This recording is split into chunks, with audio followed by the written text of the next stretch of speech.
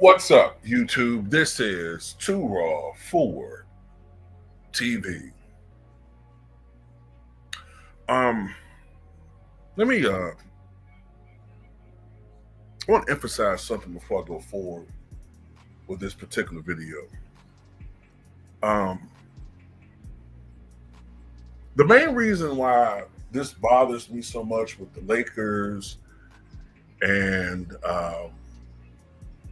with LeBron, and why I think that they think that we're stupid, is because a lot of these people who are in the media, and a lot of these individuals who are in the front office of the NBA and the players, they look down on things. They look at us as sheep.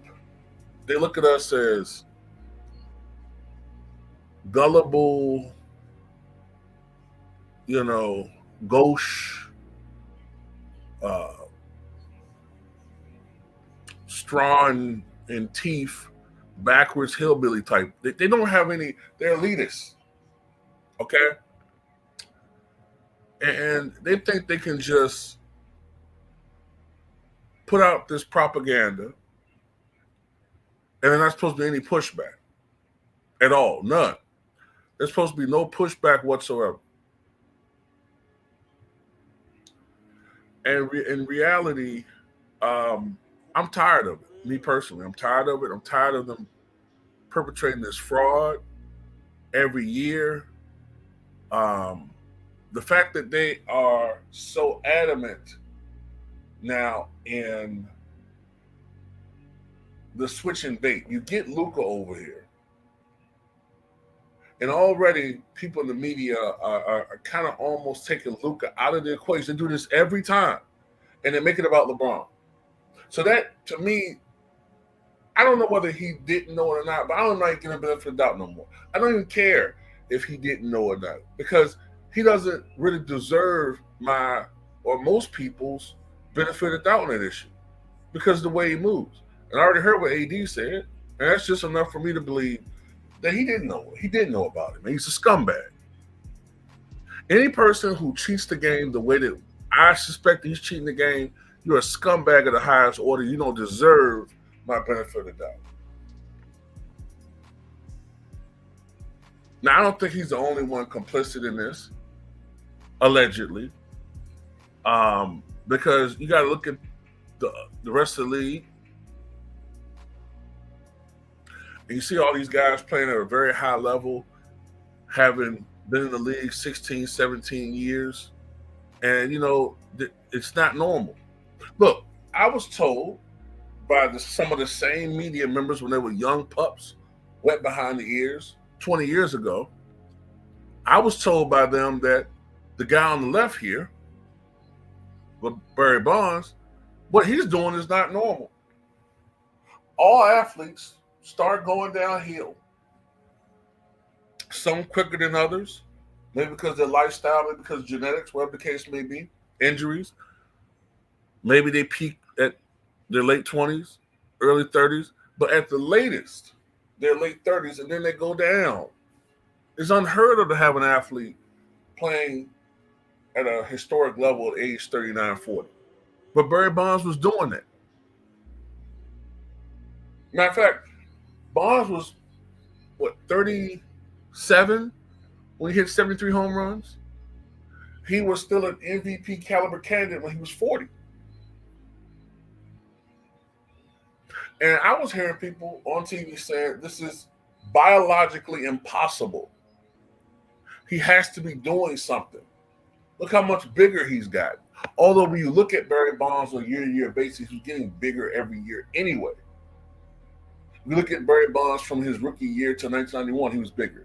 You look at him in 1993, he was bigger. 1995, he was bigger than the year before. He was bigger in 99. This was all before any alleged steroid use.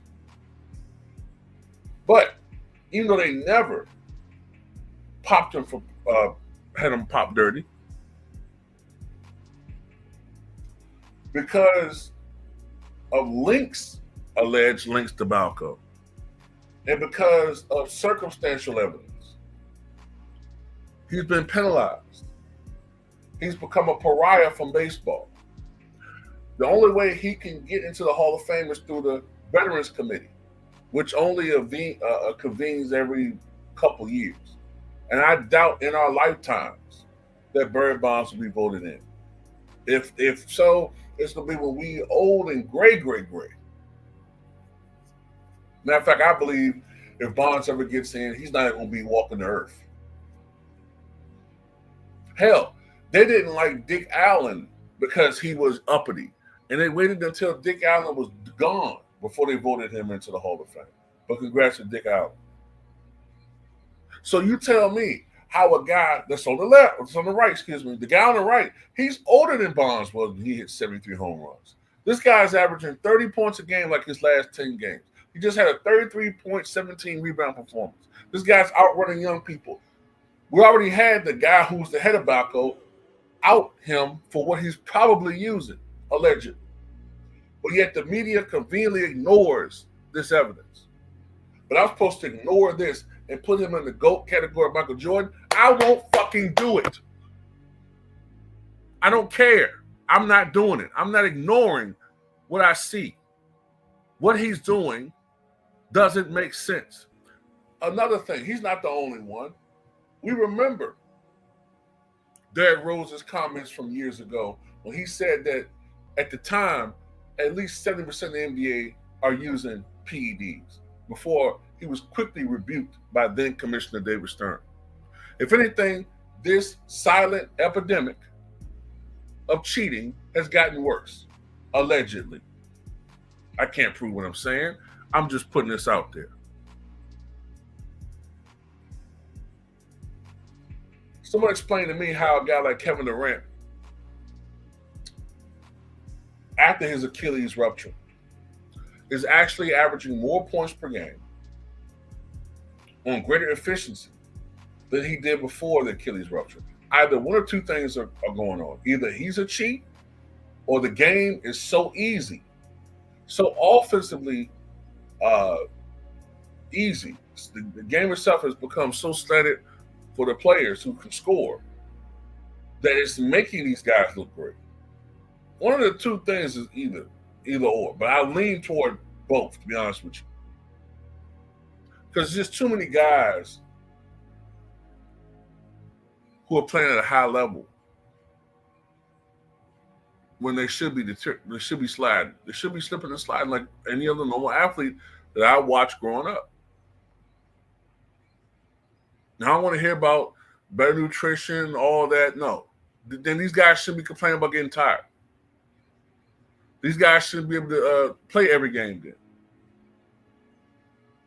They're not playing defense. Why can't they play 40 minutes a night like Will Chamberlain and Bill Russell and Allen Iverson? Now, I could talk about how steroids often cause cartilage damage in your knees, and you frequently see knee injuries and lower leg injuries, and we see a huge influx of that recently, but I'm not going to go into that.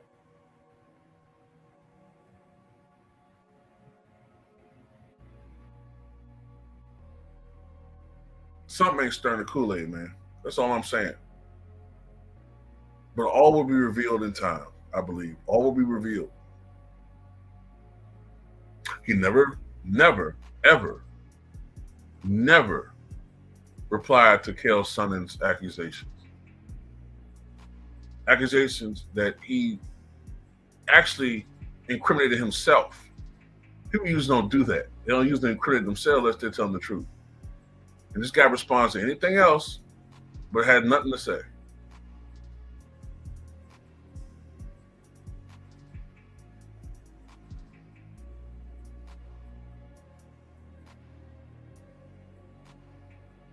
So no, I'm not going to, on the one hand, condemn Barry Bonds off of what people suspect, but on the other hand, completely ignore what I'm saying with the other guy. Because it's like, to me, Barry Bonds is being punished because the mainstream media did not like him. They couldn't stand him. So they did what they did with people who they don't like. they villainized him and they punished him.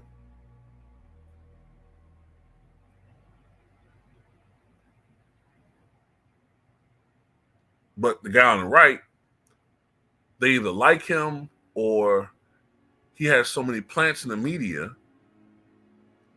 or people in the media that are on a payroll or are favorable to him, so that all this stuff gets not talked about.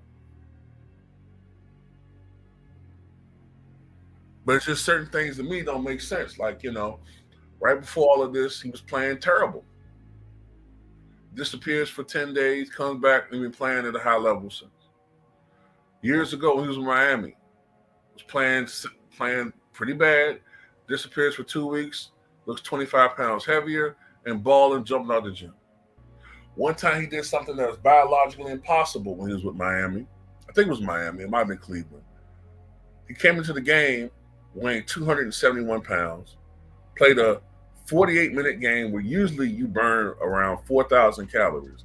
Somehow he winds up gaining 7 pounds during the game. Who does that? That's impossible. Unless you're taking something. Oh, then the media conveniently ignored when he was seen on the sidelines popping a pill. I don't know what it was, but he was popping something. I'm just saying. Double standards to me.